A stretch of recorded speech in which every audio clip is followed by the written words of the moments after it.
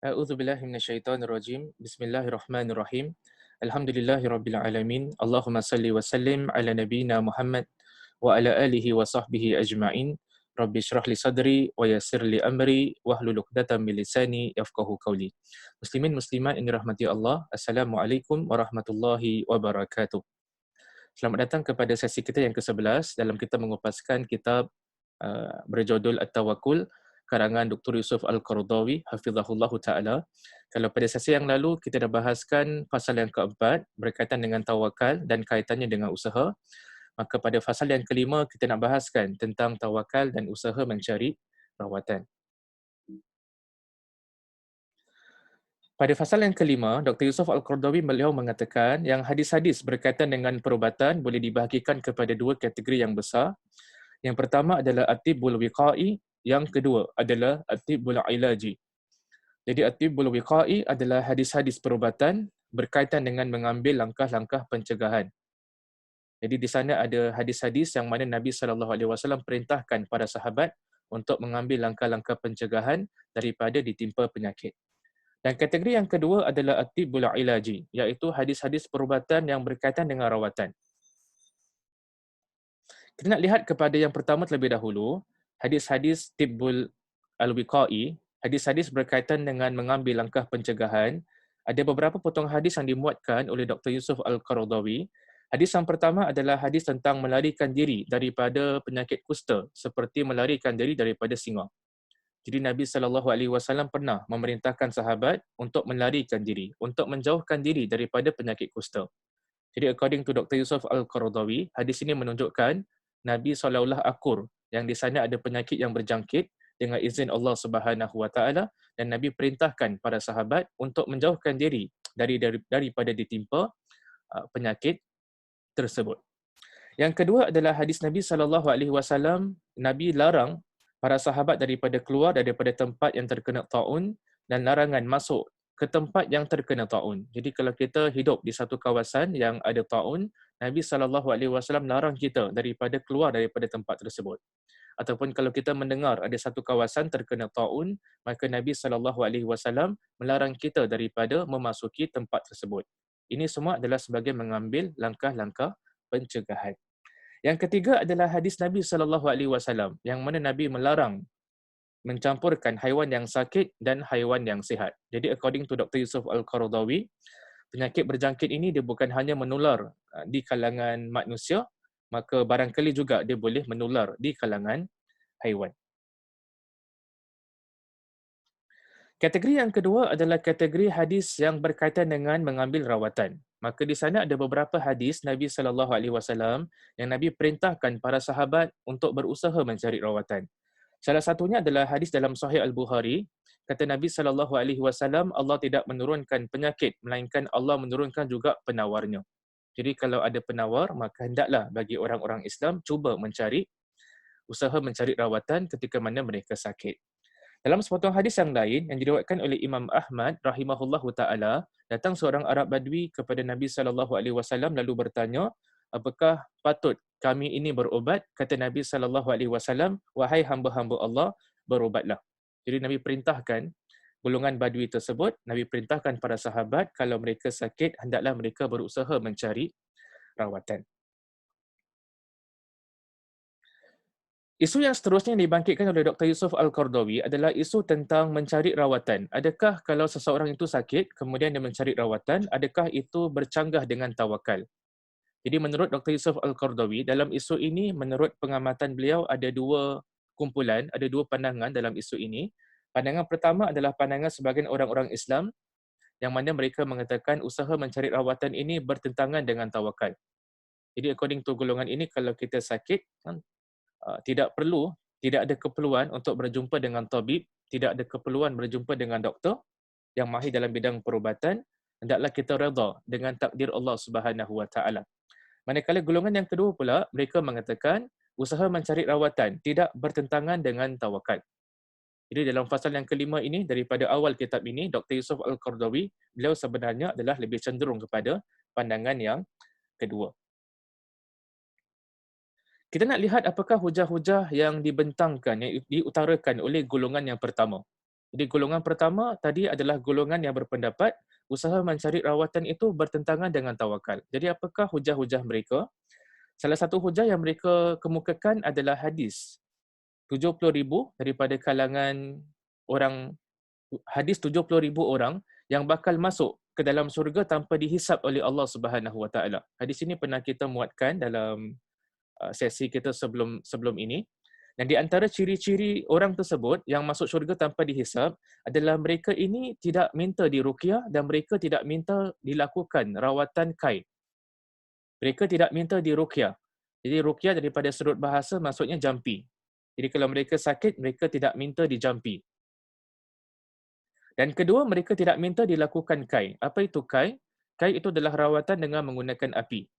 Pada zaman Nabi SAW, pada zaman dahulu, kalau sekiranya orang itu cedera, ada luka, sebagai contoh di tangannya ataupun di anggota badan yang lain, maka mereka akan menggunakan rawatan dengan menggunakan api.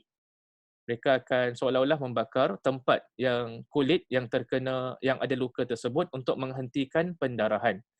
Jadi, kai ini adalah rawatan dengan menggunakan api. Jadi kata golongan yang pertama, kita lihat orang yang masuk surga tanpa dihisap ni, mereka ni tidak mencari rawatan.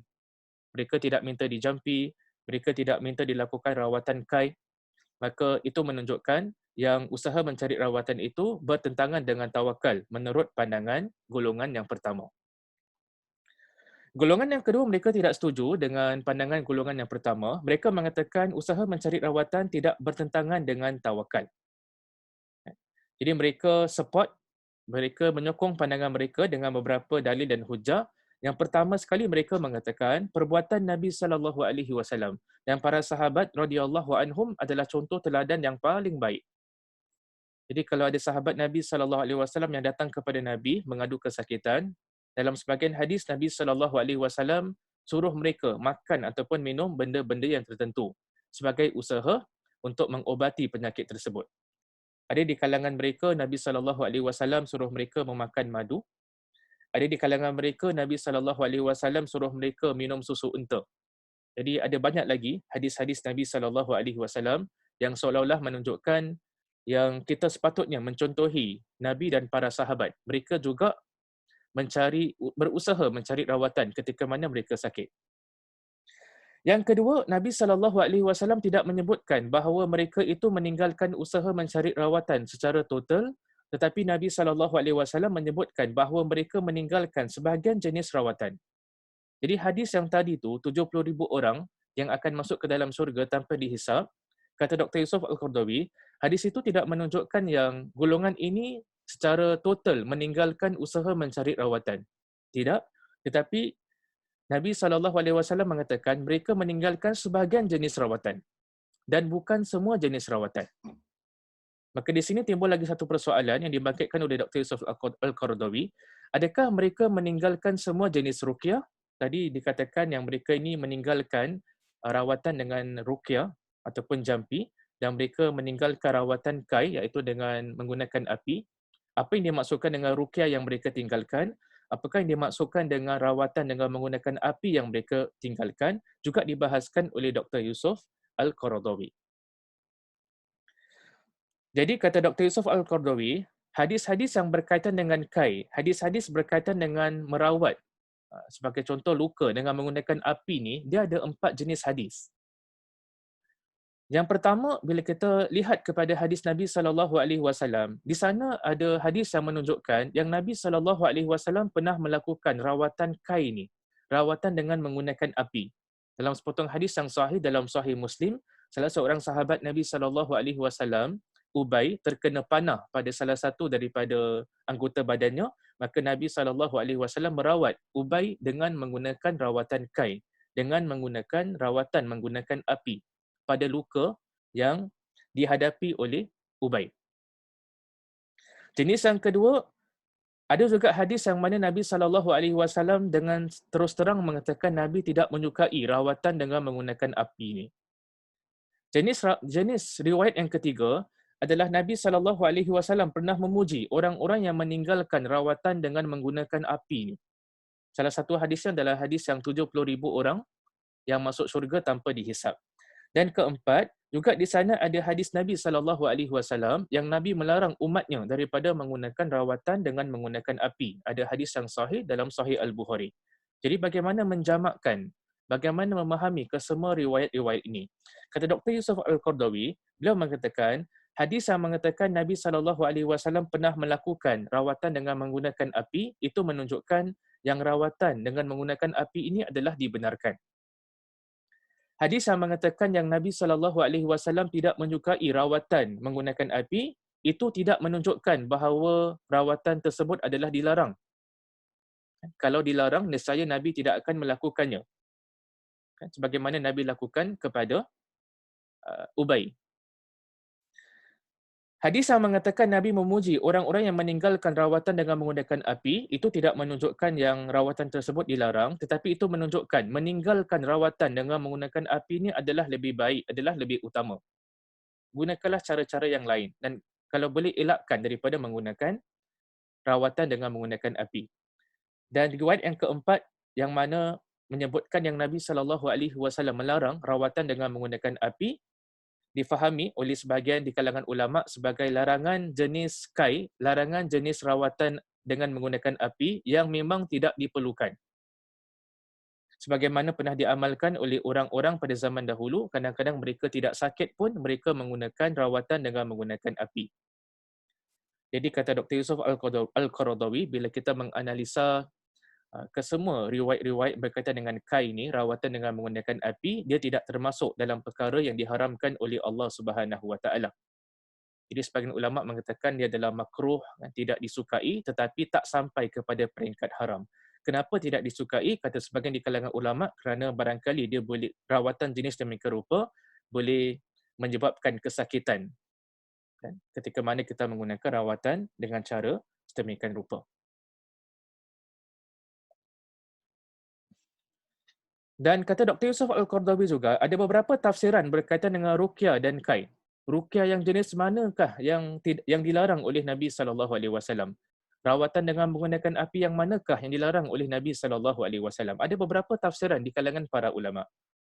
Yang pertama, ada sebagian ulama menafsirkan hadis tersebut ditujukan kepada mereka yang berkeyakinan ruqyah ataupun jampi dan kai, iaitu rawatan menggunakan api, memberikan manfaat dengan sendiri. Jadi kata para ulama, kita orang-orang Islam berkeyakinan yang walaupun kita jampi, walaupun kita ruqyah, walaupun kita melakukan rawatan, maka rawatan tersebut bukan memberikan manfaat kepada kita, tetapi yang memberikan kesan sama ada kita sembuh ataupun tidak adalah Allah Subhanahu Wa Taala. Jadi kita meletakkan pergantungan kita kepada Allah Subhanahu Wa Taala. Jadi seolah-olah ulama ini mengatakan yang jenis ruqyah yang dilarang, jenis rawatan api yang dilarang adalah bila kita beriktikad, bila kita berkeyakinan rawatan tersebut memberikan manfaat dengan sendiri. Itu yang dilarang oleh Nabi SAW. Tafsiran yang kedua mengatakan ruqyah yang dilarang oleh Nabi SAW adalah ruqyah yang dilakukan oleh orang-orang jahiliyah dengan menggunakan perkataan-perkataan yang tidak difahami, dengan menggunakan ada unsur-unsur kesyirikan, ada unsur-unsur meminta kepada selain daripada Allah Subhanahu Wa Taala. Tafsiran yang ketiga pula mengatakan hadis tersebut ditujukan kepada golongan yang tidak memahiri ruqyah dan tidak memahiri kai, iaitu tidak memahiri rawatan dengan menggunakan api. Jadi ada beberapa tafsiran di kalangan para ulama berkaitan dengan jenis ruqyah ataupun jenis rawatan dengan menggunakan api yang dilarang oleh Nabi SAW. Kita nak rumuskan sesi kita pada hari ini, ada 4 poin penting yang kita nak ketengahkan. Pertama sekali adalah hadis berkaitan perubatan terbagi kepada 2. Yang pertama adalah tibbul wiqa'i dan yang kedua adalah tibbul ilaji. Tibbul wiqa'i adalah hadis-hadis berkaitan dengan mengambil langkah-langkah pencegahan. Tibbul ilaji adalah hadis-hadis perubatan yang mana Nabi SAW perintahkan para sahabat untuk berubat ketika mana mereka sakit. Yang kedua, usaha mencari rawatan tidak bertentangan dengan tawakal. Jadi Dr. Yusuf Al-Qardawi beliau lebih cenderung kepada pandangan ini. Walaupun beliau muatkan pandangan yang lagi satu, tetapi beliau lebih cenderung pada pandangan ini. Yang ketiga, Nabi SAW tidak menyebutkan bahawa golongan yang masuk syurga tanpa dihisap itu meninggalkan usaha mencari rawatan secara total. Tetapi Nabi mengatakan yang mereka meninggalkan sebahagian jenis rawatan seperti ruqyah dan juga rawatan dengan menggunakan api. Dan itu pun ada tafsiran di kalangan para ulama. Jenis ruqyah yang manakah yang dilarang oleh Nabi SAW? Jenis rawatan dengan menggunakan api yang bagaimanakah yang dilarang oleh Nabi SAW? Yang keempat, perbuatan Nabi SAW dan para sahabat adalah contoh teladan yang paling baik. Jadi mereka juga berusaha untuk mencari rawatan ketika mana mereka sakit. Jadi hendaklah kita sebagai umat Nabi SAW mencontohi Nabi SAW dan para sahabat Nabi SAW dalam kita berusaha mencari rawatan sekiranya kita sakit. Jadi saya berpada setakat di sini sahaja. InsyaAllah kita akan bertemu pada sesi yang akan datang. Sesi kali ini saya akhiri dengan Assalamualaikum warahmatullahi wabarakatuh.